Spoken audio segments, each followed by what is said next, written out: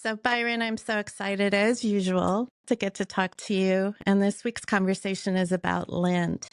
So, just to orient our listeners, I want to remind everybody that Lent is coming up soon. It starts about 6 weeks before Easter, and it's a 40-day reflection time where we are approaching the time of Christ's passion and his eventual resurrection.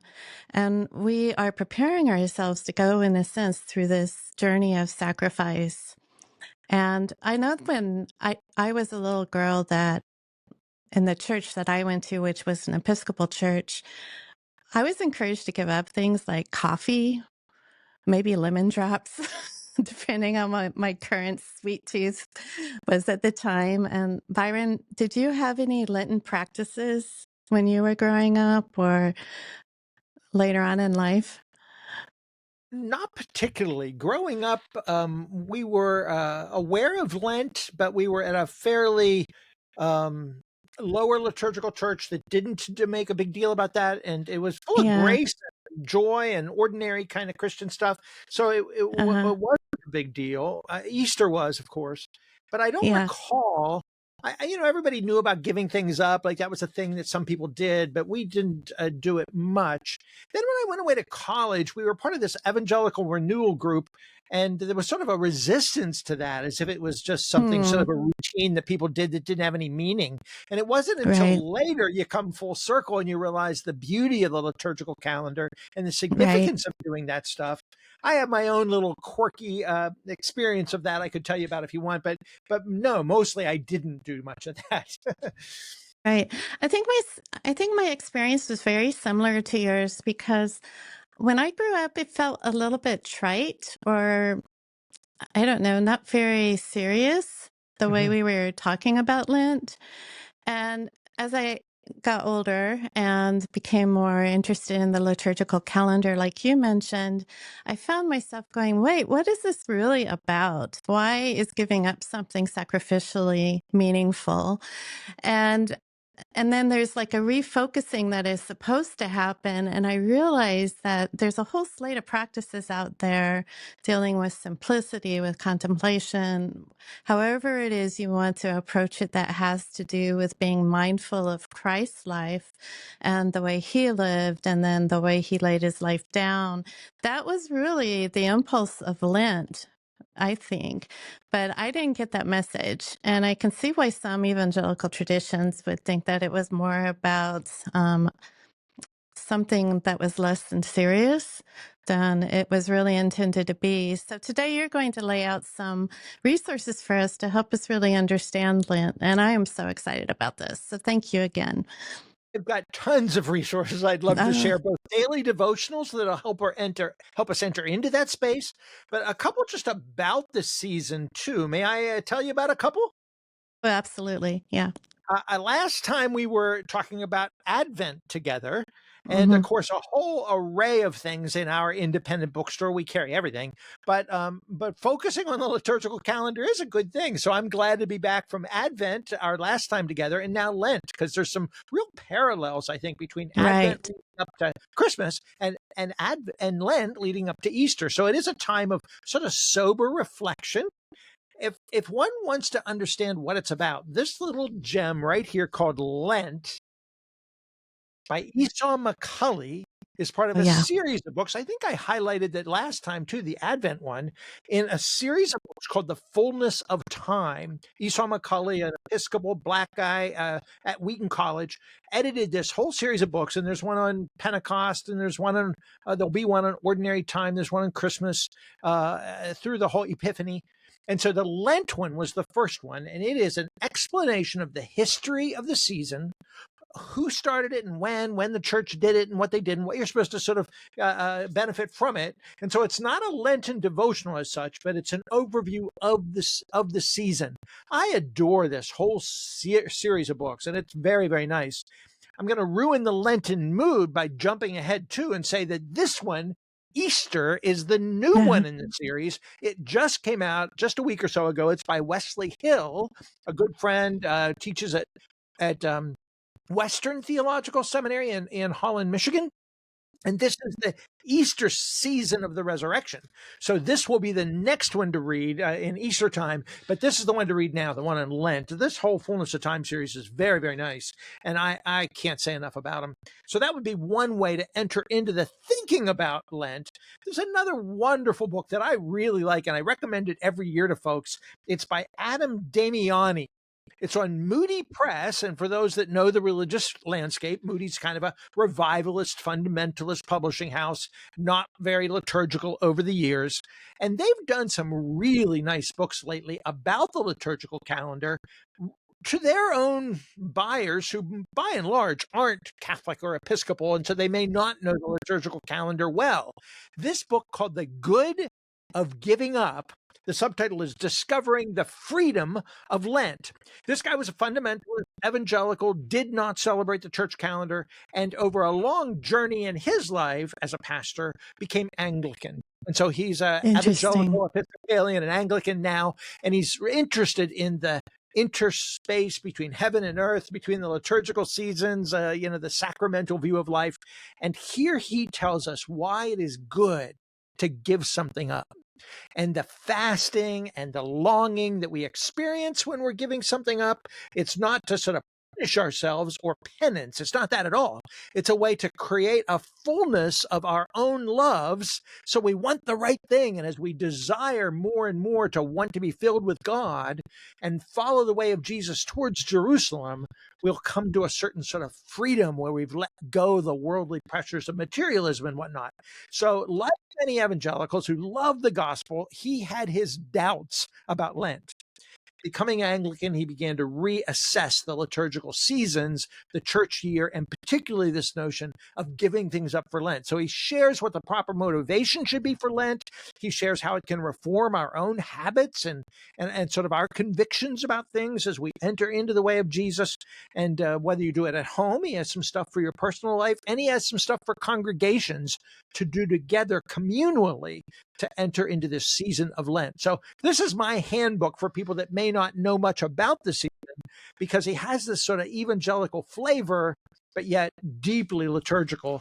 And it's got some neat purple pictures in the inside and a couple of woodcuts. It's very, very nicely done. So I'm a fan of this.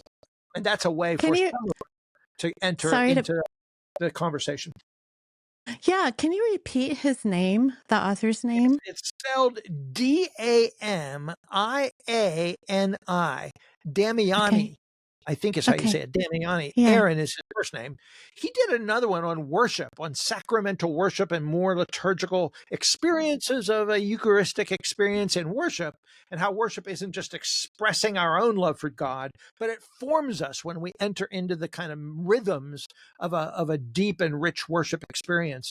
And then that sort of leads to this interface between heaven and earth, as N.T. Wright would put it, that earth is coming to be emblazoned with the goodness of God and is redeemed in Christ. So yeah, his book on the sacramental worldview found in worship, and this book on giving things up for Lent or experiencing the Lenten season, really nice stuff. So yeah, that's a good start to get us going in that. Can I mention another book that's, I should have said this in the very beginning, but you asked me about Lent. I'd like to recommend a recommended resource for people to read right now. Lent is coming up in a couple of weeks, but there's a book that falls sort of in between Advent and Lent, written by a wonderful poet and acquaintance of mine named Marilyn McIntyre. I'm sure you know Marilyn. Yes. She has a book called Midwinter Light.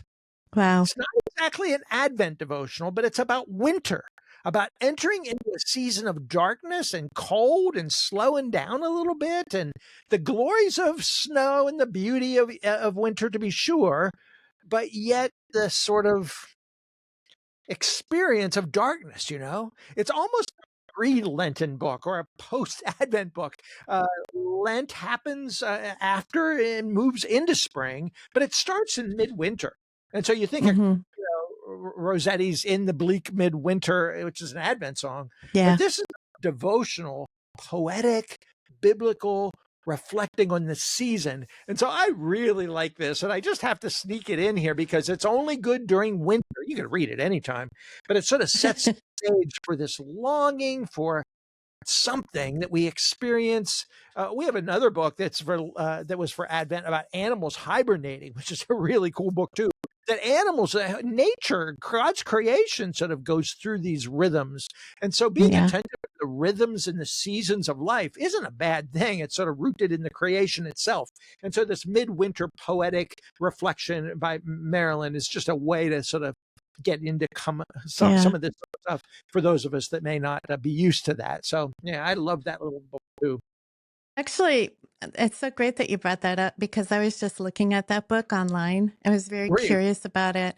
Yeah, just this week actually. And I have read a few of Marilyn McIntyre's books and gone to a writing workshop with her, which, by the Oh, way, you could do writing workshops with her on the first Saturday of the month, I think, for like $25. But she has such deep riches in terms of her own thought life and her reflective life that when she writes it's just like you're being able to hear her think out loud about how she views the world, and she's a rich writer. I'm so excited you brought her up. one of my favorite books of all time is called Caring for Words in a Culture of Lies. Yes. And they were the Stone Lectures given at Princeton. They've been giving the Stone Lectures annually there since the 1800s. The Dutch Prime Minister Abram Kuyper gave famous ones back in the early 1900s. Well, she was the Stone Lecture person there one year and talked about words and stewarding them well as if they were natural resources. And things can go toxic if you don't steward them well. So it's how you care for words. And that was how I first discovered her. She's a poet, she's a devotional writer. And as you'll see in a moment, she has a Lenten devotional as well that I'll tell you about. But this Very midwinter cool. one is really sweet. My friend Jeff Crosby, who's a wonderful, wonderful guy, used to be the head of InterVarsity Press, he says about it that she suggests that the endless and proper work of human persons is to pay attention. In the pages of Midwinter Light, Marilyn artfully helps us do just that through an evocative marriage of winter poetry and her own vivid meditations in response to it. He says the net result is a book that teems with wisdom, wonder, and light, and prompts us to pay attention to landscapes, both internal and external, in whatever season we find ourselves in. Isn't Wow, that nice? it's beautiful. Yes, it is. Thank you for bringing that. Well, if you want to dive into Lent more properly, of course, we've named fasting as one practice. I think Richard Foster's chapter on fasting and celebration of discipline is still one of the best things I've ever read. There's a handful of books out there on fasting, but one that is really unique is called A Different Kind of Fast. A different kind of fast, feeding our true hungers in Lent.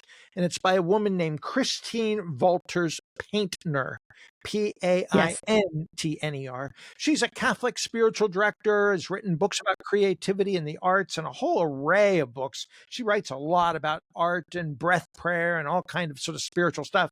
This is a book on fasting. And she suggests in it that, as others have said, that when you're fasting, you're paying more attention to the stuff you're hungry for.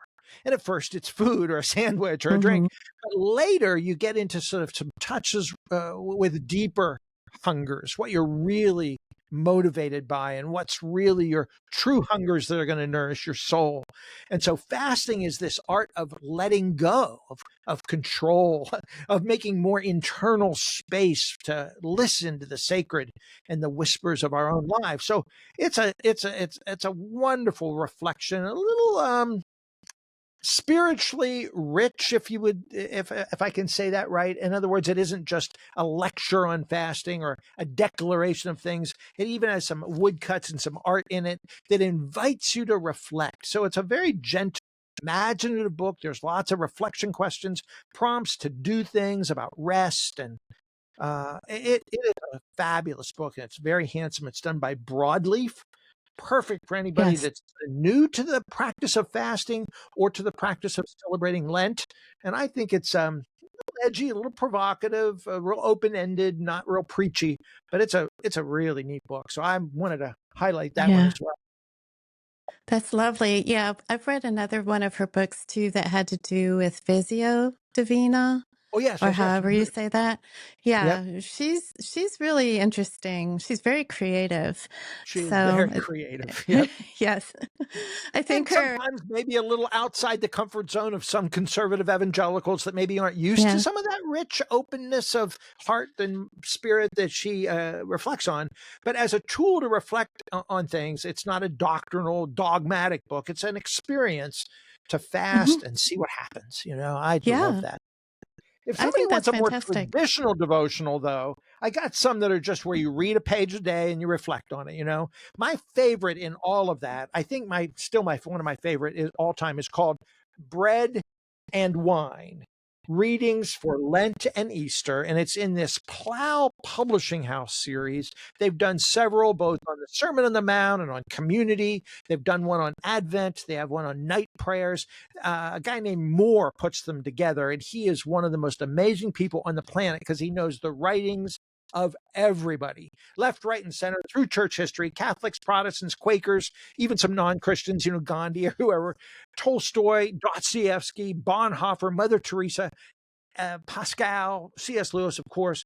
There's all sorts of people in here. Page a day, he scoured their best writings and found little short pieces, and much of it is weighty, ponderous, thoughtful, and utterly beautiful, whether it's Augustine or Bonhoeffer, Malin Langle, Barbara Brown Taylor, some contemporary people, Catholic and Protestant, and others. This is a great reader. You're shaking your head, so you must know it, right? I do. And I was going to second your recommendation. Is such a fantastic resource. And I run into writers in there that I've never heard of before. And so if you're interested in kind of expanding your library a little bit just by looking at this one, I think it's a fantastic recommendation. Simone Weil is in here. Morton Kelsey, the Catholic healing minister. Thomas Howard, the old relative of Elizabeth Elliot. So there's tons Wow. of people in here. You're right. It's a great, great book. If you want to say, well, yeah, but where does the Bible fit into that? Many of them are reflecting on the Bible, Philip Yancey or Bonhoeffer or whoever. But if you want straight Bible, again, this is not deeply monastic or contemplative, just straight Bible stuff to reflect a little bit each day. There's a brand new book called From Wilderness to Glory. Wilderness to Glory, Lent and Easter for Everyone. And the backstory of this, it's by N.T. Wright, all drawn from his For Everyone commentary series. You may know that N.T. Wright has a little layperson's real basic kind of guide for everyone, as he calls it. Matthew for everyone, Mark for everyone, Luke for everyone, the pastoral epistles for everyone, Corinthians for everyone. And they just drew anything that had to do with Lent or reflection about Lent, sort of following the church season. They drew from that For Everyone commentary and put together 40 readings, 40 some readings for Lent, and then a couple of days into Easter. Just precious stuff. I love N.T. Wright's insight. And Yeah. just when you think he's pretty basic, telling you the stuff in the text, exegeting it well, then he says some metaphor or image that it sort of almost blows your mind. It's like, oh, that's what that passage means. So this, I say it's basic because it's easy to read and some of it's fairly common for those of us that know the Bible well. But almost in every page, there is a line or a phrase that will just be worth taking to the bank. This is a great little book, From Wilderness to Glory, Lent and Easter for Everyone by N.T. Wright. And there's a little closing prayer at the end of each one. Not a deep Nice. contemplative thing, but a nice Bible for everyone introduction to thinking about the Lenten season. Which publisher is that? That's Westminster John Knox, Okay. WJK, they call themselves, which is the Presbyterian Publishing House of the PCUSA, Westminster John Knox, and that is who Uh, does For Everyone commentaries. They've reissued those recently with study guides in them, just really useful study guides. So we had NT right here at our store once, so I'm kind of a fan. But yeah, this is his Lenten book. Now, if you do want something that is the more contemplative side, again, like the Christine Painter say, I mentioned that Marilyn McIntyre has a poetic short reading for each day of Lent. It's called Where the Eye Alights. Where the Eye Alights. Even that phrase is kind of pretty. Phrases for the 40 days of Lent. And each devotional is a phrase that she uses. Weep with those who weep, for instance, or getting the news from poems, loving listening. So they aren't biblical phrases always. Love with an open hand. So she just gives you these random sort of phrases, but even something seemingly kind of plain, going about your business, starts with a quote by T.S. Eliot. So it is humble, gracious, poetic, lots of poetry, lots of lines from great writers, all sort of ruminating on phrases that she comes up with. She has another book about phrases from the Bible. She invites people to read the Bible, and when a phrase captures your ear or your eye, just to stop and ponder that phrase. And so she did that. It gives you a bunch of them that captured her attention from the scriptures. And so that's a neat devotional too. But here she did it just from ordinary life. She was just paying attention to life. And when somebody would say a phrase or she would see it in a book, she's like, oh, that's an interesting couple of words. And so she put a devotional out for Lent based on little phrases. It's really nice. Here's what she says on the back. Listen to this. She says, Lent is a time of permission. Many of us find it hard to give ourselves permission to pause, to sit still, to reflect or meditate or pray in the midst of our daily occupations. Most of them, which she says, are likely worthy in themselves, but they fill our waking minds and they propel us out of bed and on to the next thing. We need the explicit invitation of the liturgical year that it provides to change pace, to curtail our busyness a bit, to make our times with self and God a little more spacious, a little more leisurely, and see what comes. She says, the reflections I offer here come from a very simple practice of daily meditation on whatever has come to mind in the quiet of the early morning. I've been thinking about that very act of giving myself permission to be separated from my phone. I cannot believe how much I've become like just it's always near, right? It's ready to be picked up and just in case.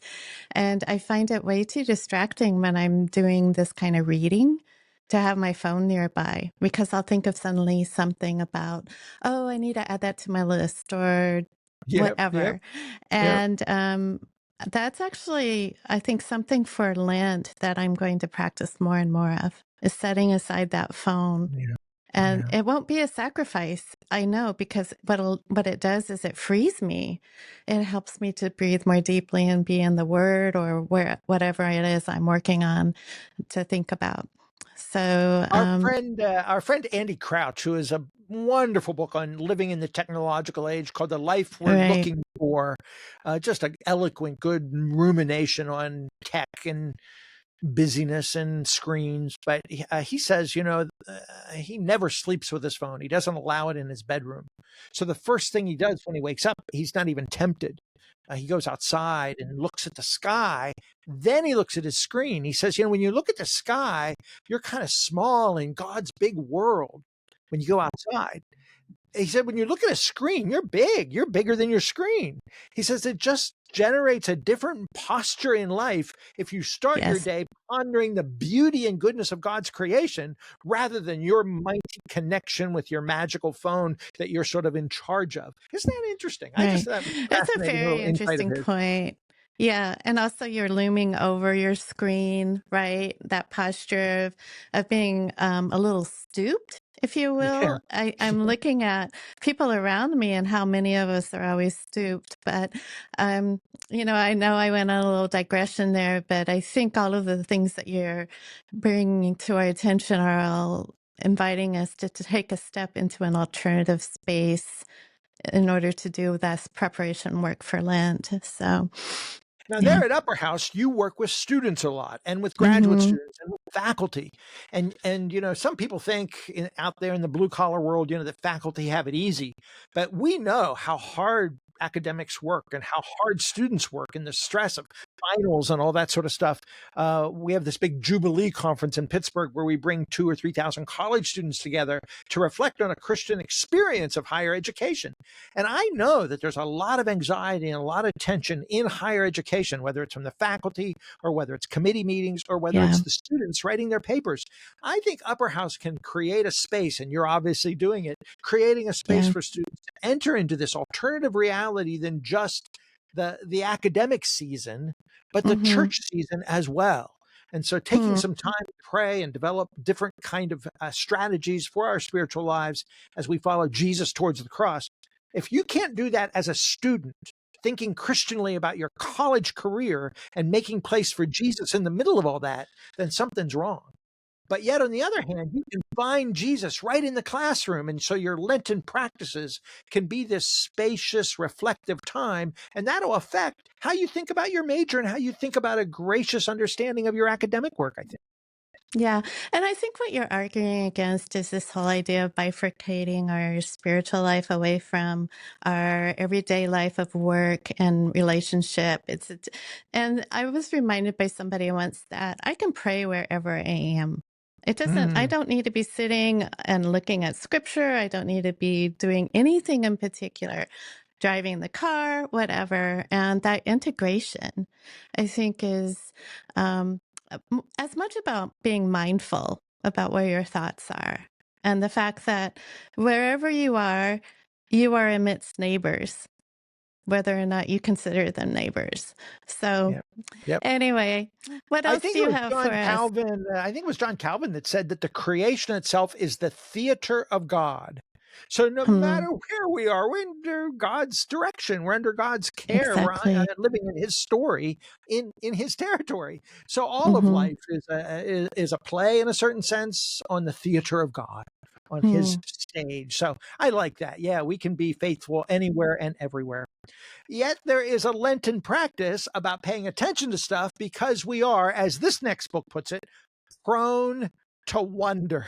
We wander off the stage, or we forget who the real director of the show is. And so here's a devotional by a woman named Joanna Harader. Harader. It's a Mennonite publishing house called Herald Press. And Herald Press has done some lovely, lovely books for both Advent and Lent. And this Prone to Wonder, the subtitle is A Lenten Journey with Women in the Wilderness. Now, I want to say right from the start, this is not a book just for women. It is a book about women who were in the wilderness in the scriptures. So if that is their stories as the Bible tells, then it's for all of us. But this is a book, a kind of by woman for all of us to study the women of the Bible who perhaps wondered. We're Hmm. all prone to wonder. So week 1, she says, fount of every blessing, Eve, who mothers us all. And there's a couple of reflections on Eve. The next one, streams of mercy, Hagar, who Yes. named God. Hmm. And of course, he names God as a God who sees. By thy help is the next one, is the women who saved Moses. Remember the midwives that broke Yes. the law in order to save baby Moses. The next one is flaming tongues, and that's women who claim power. Then tune my heart is week 5, women who love. Looks at Lot's wife and the widow of Zarephath and exiled women who love their children. It's a really good chapter. Then When a Stranger, women who encountered Jesus is the 6th chapter. And then women who tended Jesus's death. That's his precious blood is what they call that chapter. And it's moving into Holy Week with the women who cared for Jesus so much. And then there's a Easter Interesting. season at the end, the songs of loudest praise, women who proclaim Jesus's resurrection. And of course, it was the women who were there first and saw it first and were the first evangelists. So that's looking on Monday, Yeah. Tuesday, Wednesday, Thursday, Friday, Saturday, and then the Sunday after Easter. You Yeah. could use it as a group. There's some exercises to the back for group use if you want to do a That's once a week awesome. study, or you could use it as a daily devotional as well. But that's a pretty neat book too that puts us into the biblical text and some women that some of us perhaps haven't studied as much as we might. So that could be a nice tool to use during this particular Lenten season. Yeah, I've never heard of that book. So thanks for bringing that. couple of years ago, a little book came out from InterVarsity Press, and you at Upper House know how much I like InterVarsity. InterVarsity Christian Fellowship is the fellowship ministry that organizes on college campuses. And years ago, they started their own publishing house. They have lots of books that are sort of, I want to say, culturally engaged, full of social action and compassion. They've always done things on racial reconciliation. They've often featured voices of people of color, women writers. They've always been good at that, and they're better than ever. What they did 2 years ago is for Lent, is they took a page or two from a whole bunch of their previously published books by some of their fine authors and put them together in a coherent way for 40 days, dipping into 40 different InterVarsity authors. You wouldn't even necessarily know that, but that's the backstory. And they show you the picture of the author, so you know who it is you're reading, and they tell you what book it's from, and they give you readings of previously published stuff. It is called A Just Passion, a 6-week Lenten journey. The weeks are really, really thoughtful. The writers are really, really good. Esau McCulley and Terry Wildman is Native American, a number of Asian American, African American folks, and some white folks too. Ruth Haley Barton was one of the editors, and her deeply contemplative tradition that she's generated from life together in Christ and other things like that. There's a chapter on breath prayer that's very, very nice. So I love this little book. It's short, it's sweet, it's really helpful. And if you like any of the readings, they're based on other books. So you can kind of guide you as a resource to build your library. So it's a Lenten devotions from InterVarsity's favorite authors. Isn't that kind of neat? That's so cool. Yes. Passion. It sounds wonderful. Do they have any of the Native American authors in there? They do. Is that what you Wildman, mentioned? Yeah, Wildman did Terry that Wildman? Yep. Oh, great. Okay. And now, InterVarsity is known as an evangelical publisher. They define that fairly broadly, and I like how they're sort of ecumenical, but they're still rooted in the grand evangelical tradition. Here's a book I want to tell you about that is in a different kind of faith tradition. The author is actually a Coptic Christian, which is not even Orthodox. It's a less obscure than even the classic Orthodox tradition.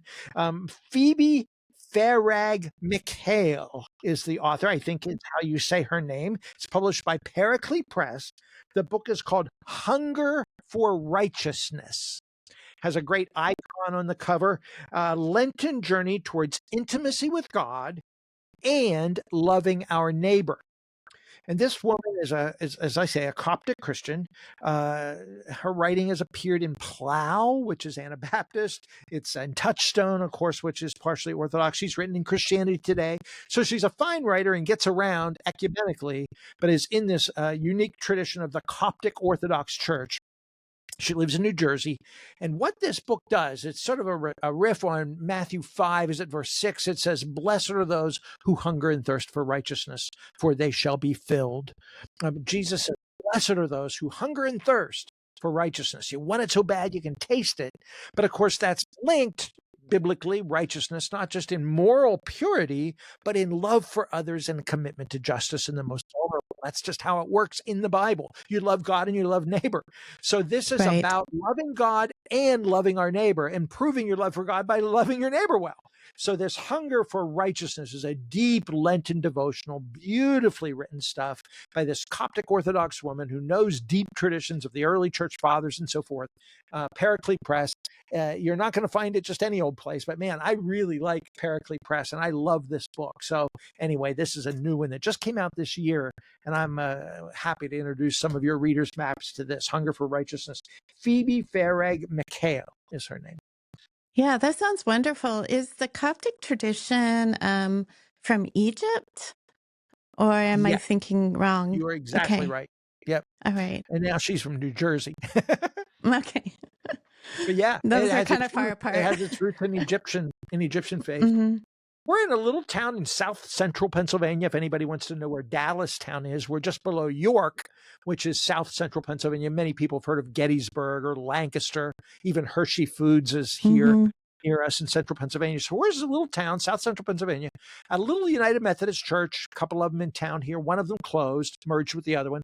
And so we had an empty church building. And wouldn't you know, some Coptic Orthodox Christians from Egypt are using Wow. the building. And every Sunday it is packed with with immigrants and other citizens who are of Egyptian descent. Most are Egyptian. They have food fairs and stuff. They invite people to come in and look at the Wow. icons and so forth. But they are right here in Dallastown, PA, an ethnic and liturgical kind of minority church. And it's one of the bigger churches in our town. It's booming. So we're happy to have Wow. our Coptic neighbors right down the street from Hearts and Minds. Do you guys, do churches in the area, interact with them? Do they have like joint activities at all, or is that still kind of evolving? Dallastown itself had a nice um, communal sort of council of churches for a while, shared worship services and stuff. Uh-huh. And it fell through the wayside back during COVID, especially.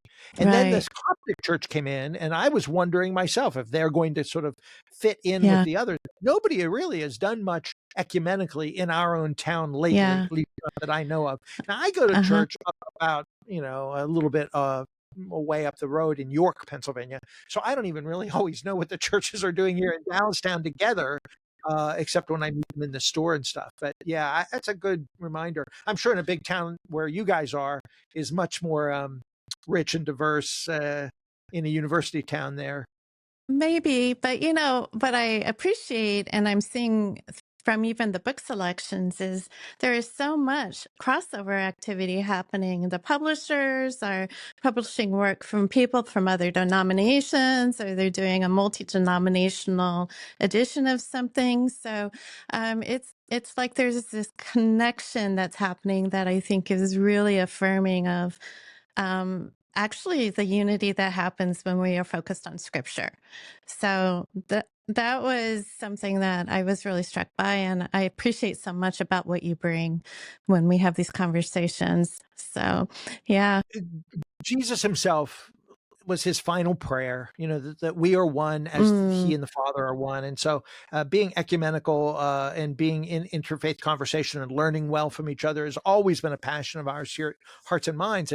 And the liturgical yeah. seasons are a good time to do that, because some of us who have not lived into that well historically, like Mennonites or like my own evangelical background, can learn from higher church liturgical folks, Catholics Yeah. and Orthodox others who have been at this a while. So we can learn a lot. I mean, just for instance, here's the next book I'll tell you about. It's Yay. by an Anglican priest from England who is himself a rock musician and a classic poet and literary thinker, Malcolm Guite. I was going to say Malcolm Guite. He has poetry books for every liturgical season and then some, sonnets and all kind of stuff. He's a world-class poet and a delightful guy, loves his pipe, loves his C.S. Lewis, and he played in a rock band for years. I love Malcolm Guite. His Lenten book is called Word in the Wilderness. Word in the Wilderness, a poem a day for Lent and Easter. And what this daily devotional does is he takes great poetry and does a devotional on them. So it's a little bit of literary criticism. If you got any English majors there, you got to get this. But if you're not familiar with classic poetry, Coleridge or whoever, he knows the greats. And of course, he's British. So he does know some of the great European poets, and a few of his own are in here as well. And some contemporary people like Holly Ordway is in here. Alfred Tennyson, people like that. And it's a grand way to sort of experience some poetry, whether it's Dante or whether it's Malcolm Guite, in Word in the Wilderness. So this is a great ecumenical resource of poetry inspired by this British poet who wrote the devotional as a time to sort of reorient ourselves, as he put it, to clarify our minds, to slow down and to focus on Jesus by way of this imagination that we can get from good poets. May I tell you about one that might cause a little trouble? It's a little punchy, a little radical for us, but this will keep Well, us on go our for toes. it. There's a woman I adore named Kathy Escobar, and there was a famous Latino intervarsity writer, Escobar, from the 70s, spoke at Urbana and some of those kind of places over the years. And to this day, I'm not sure if she's related to him or not. I used to she was his daughter-in-law, but I'm not sure of that. But Kathy Escobar is a fine, fine writer, pastors a church called The Refuge, which is an ecumenical congregation in Denver. She wrote a Okay. book called about the weary world, about a blue Christmas, those that were down during the holidays. I might even have mentioned it the last time we were together. Well, she has a brand new one for Lent, just came out a week ago. It's called Turning Over Tables. Now that shouldn't get us in trouble. Jesus ended his ministry right before Holy Week with turning over the tables over the injustices and the abuse of the poor, particularly selling stuff in the house of the Lord inappropriately. Jesus wasn't against money. He wasn't against sales. He wasn't against business, but he was No. against the temple being abusive. And he Right. tore the place apart, and it got him arrested, and they killed him finally. Well, this turning over tables is a Lenten reading on what it means to disrupt power. That's in fact the subtitle, A Lenten Call for Disrupting Power. Frankly, when you think how Holy Week then begins the next day after the eruption and cleansing of the temple, is Jesus comes into Palm Sunday riding a donkey, as Right. predicted in the Old Testament, not a war horse, not a stallion. Come in as a conquering warrior the way a mayor would in his inauguration, or a governor or a leader. Yet he's the King of Kings, but he comes with this symbol of peace, the donkey, into the city of Jerusalem, the city of peace, Jerusalem. And then he weeps over Jerusalem because they don't know the way of peace. So Jesus is Right. declaring, even in his Holy Week strategy, a way to sort of disrupt what we think of typically is power and might. And he turns it on his head, upside down kingdom. And here's the Lord of Lords who washes feet, is coronated then finally on a cross with a crown of thorns. Mhm. Holy Week is so upside down and counterintuitive that if there's going to be a king of a kingdom that's going to come and reign and restore Israel and the whole world, you would think he would do a better job than coming in to die. And being died. Yeah, And exactly. that is the counterintuitive heart of the gospel, that our Jesus King is a servant king, and that he came to give his life as a paschal lamb, which is why we were doing this stuff during Lent. Not just sort of the socioethics of it, the way Kathy Escobar helps us describe as she confronts power and invites us to do that in this hard time when we have to think about power and politics, and Yeah. but doing that with humility, of course, and honesty and hope.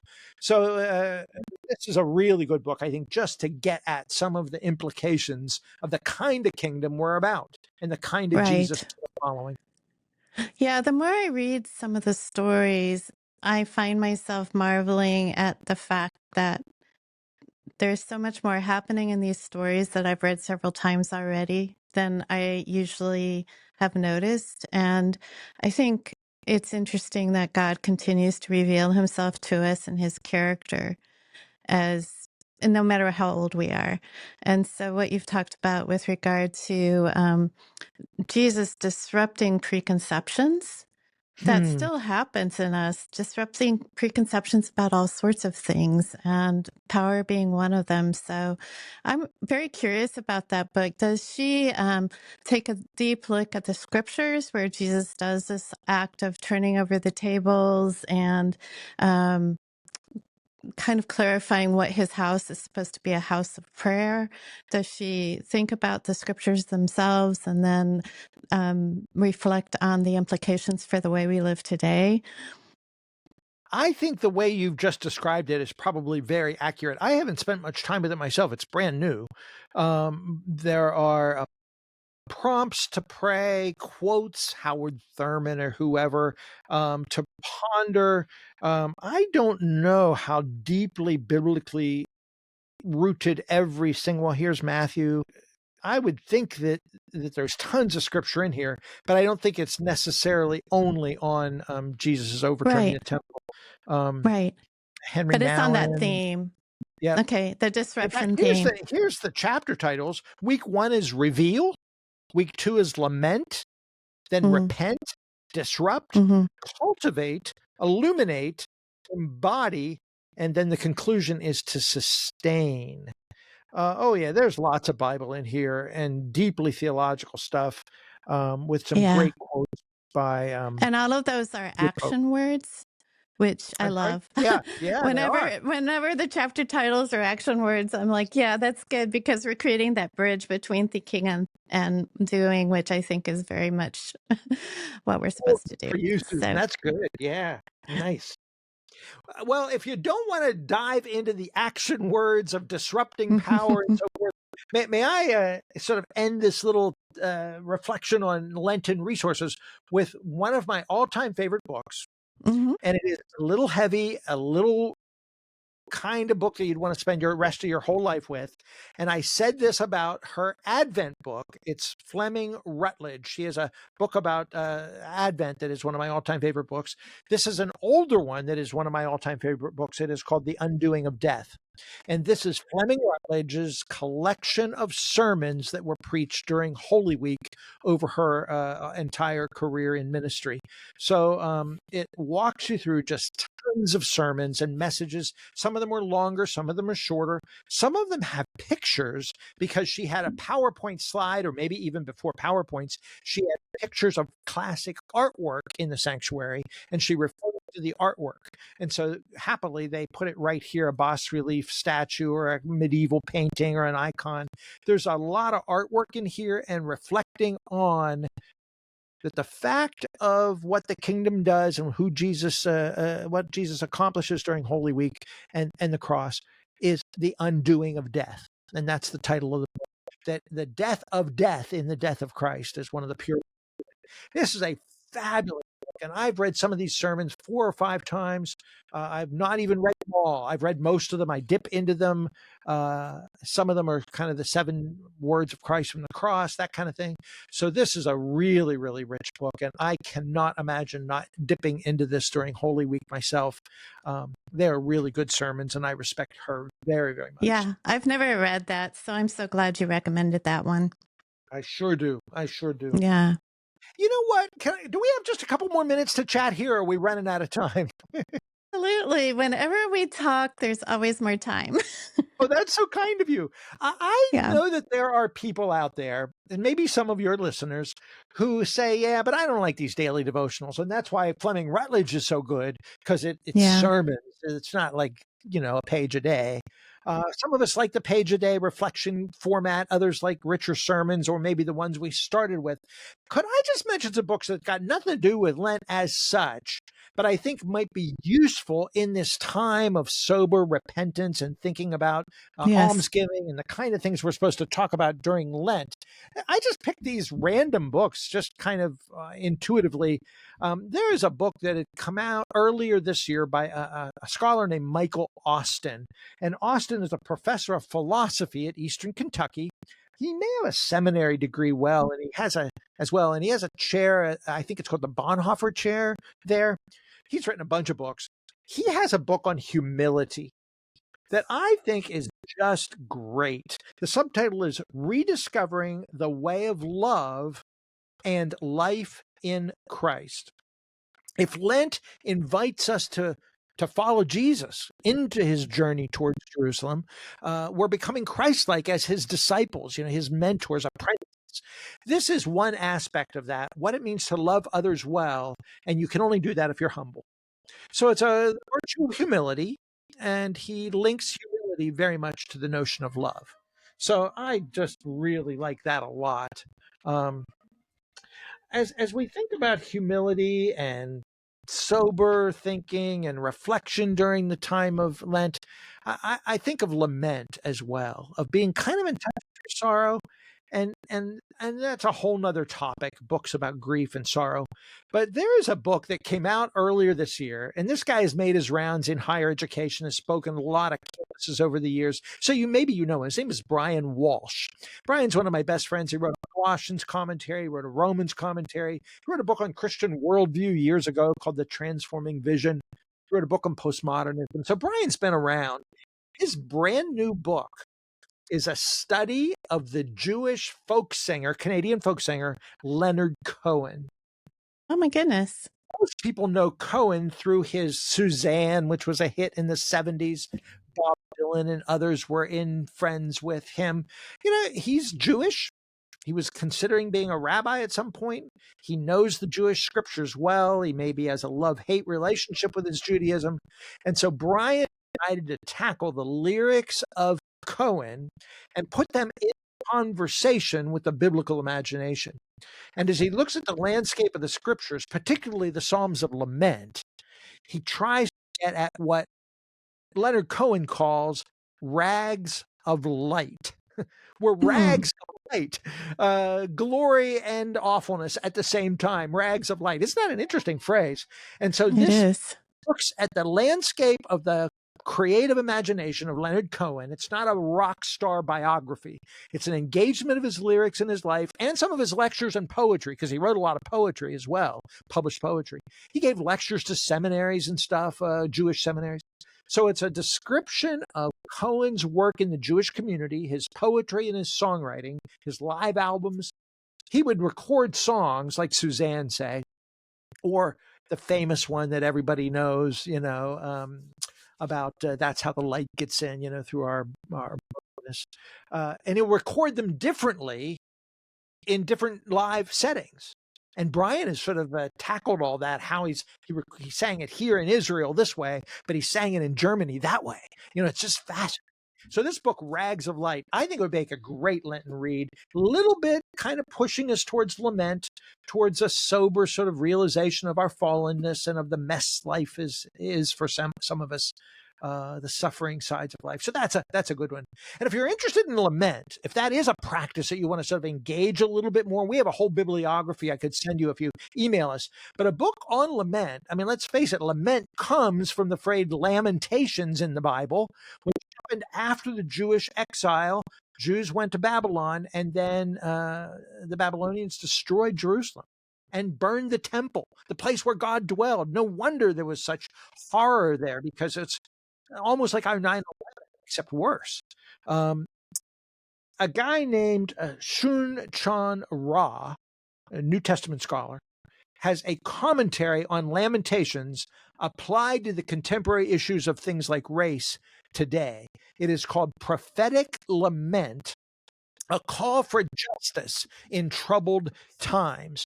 And it is both a study of contemporary injustices, police violence amongst the African-American community and so on, but it's rooted in a study of the Book of Lamentations. So that is one that I can't say enough about, this call for justice by studying Lamentations and what it means to be people of lament, not just to be in touch with our sadness, but to cry out to God, how long, O Lord, are we going to experience this brokenness? So that's a title that I just think I can't say enough about. Again, it's a classic over the last couple of years.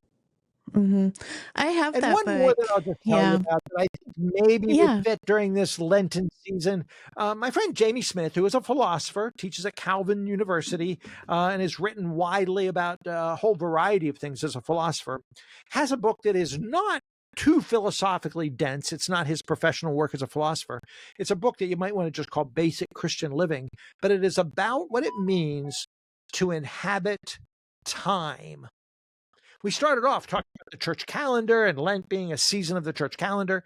This is a book about what time means for people of faith and why it is that we live in the real world with real time. So we have to think about the past, we have to think about the present, we have to think about the future. And how do you do that faithfully in this clock-driven, busy world? I really like How to Inhabit Time by James K.A. Smith. And it is not about the church year as such, although the church year is a way we sort of practice the Christian understanding of time. So that may be interesting to somebody that doesn't want a quite direct study of Lent, but is willing to at least wonder why we even have seasons and rhythms, and how do we kind of cope with this notion that time is marching on. And we have to think about things like our own death. So anyway, Jamie's book, How to Inhabit Time, is a gem. And I just wanted to mention it here as we think about the liturgical calendar, that the use of time is really sort of what undergirds all of that. We all live in time and space, and we don't think about time as much as we maybe should, he suggests in this book. Well, and I think what you've done in this time together is you've created kind of this arc from being, entering the liturgical calendar and also just acknowledging that we are in a season, February going into March. Days are getting longer, but we're still cold. We're still needing to be, we're still, I think, feeling a sense of longing for warmth, right? And also just light in general. So from Marilyn McIntyre's book to Fleming Rutledge to James K. A. Smith, there's a unifying theme there of us moving toward God in Mhm. time and space as Jesus moved toward God in time and space toward the cross and through the cross. So I really appreciate the thoughtfulness of your selections. And I also want to assure people that we will have these listed in the notes for the podcast. So you'll be able to find them. And also, of course, they can subscribe to your book notes, Byron, to keep getting updates from you on a monthly basis, is right? Is it Oh, monthly? absolutely. No, Yeah. they used to say they were weekly, but I don't really do it every week, but maybe every week and a half. I'd Okay, like so to it say a is more weekly often. newsletter, but it's more like every other week or Yeah. every 10 days, whenever I get to it. All right. Well, Occasional. you have a busy life, and what I really appreciate is that you've made time for us. So thank you so much. I really Oh, thank appreciate all the you. time you put into this. And of course, we're going to have you back. You're one of my favorite conversationalists. So I look forward to Well, that, I see okay? all the lovely books behind your space there Yes, on your right? bookshelves, and I see a Marilyn McIntyre book. I just Yeah, adore talking to other book lovers who are as thoughtful as you, and we really do. Beth and I thank you for giving a little shout out to our yeah, bookstore and our work here. So thank you for that. We really yeah. do appreciate it. You bet. Well, we'll talk again soon.